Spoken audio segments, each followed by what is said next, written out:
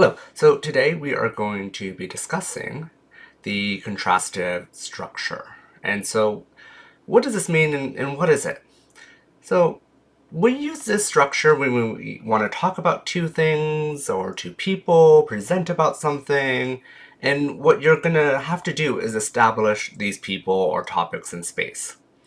And so sometimes you're, chatting with a friend and you're like, oh, hey, I want to tell you about my friend or my siblings or a person who's not in the physical space, right? We can't point to them because they're not here. So what we have to do is establish them in space. So there's a girl right there. There's a boy right there.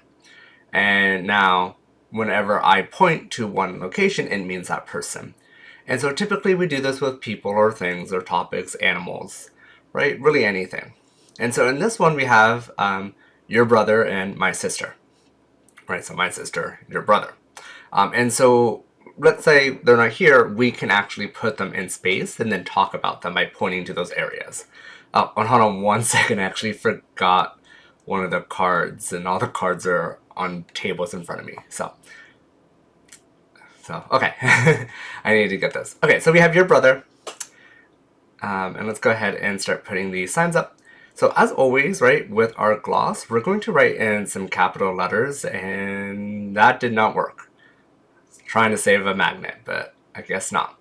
Okay, so as always, all of our gloss. Right, so we have your brother, and we're going to go ahead and actually set them up.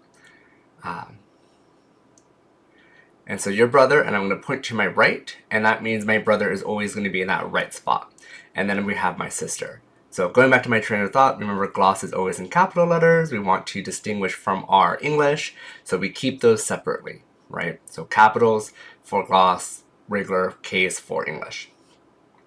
So you'll see, right, we have our IX boy, IX girl, our reference.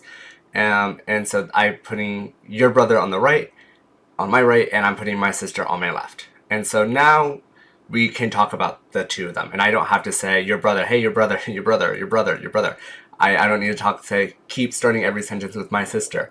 I can just point. So it's a lot easier once we use reference and once we use the contrastive structure, because we can just point to them. It's a lot simpler. So now we have your brother has a car. So now that your brother's established to my right, this IX boy or your brother or whoever you're going to be referencing. You can even write IX to the right. Oops, dropped it in the magnet. Have, and your brother has a car, right? And then we can repeat that process again, IX. And again, we don't have to write girl. You can write whatever you want inside the parentheses. It should just help guide you so you know where to point. So if you want to just write the word left in that, you totally could. And that's really it. So now I have my contrastive structure set up. Your brother's there, my sister's here. And now I can say that he has a car, she doesn't. If I want to add more things, I can just keep comparing them. I can make comments about the two of them. And all I need to do is point, like, he's older than she is. The two of them are friends. I can really say anything I want and use them in the sentence very easily. And that's because they're already set up. I don't have to keep reminding and keep saying, hey, your brother or my sister, they're right there in that space that I set up with. So that's our first video about the contrastive structure. And in our next video, we will go ahead and look at a different example.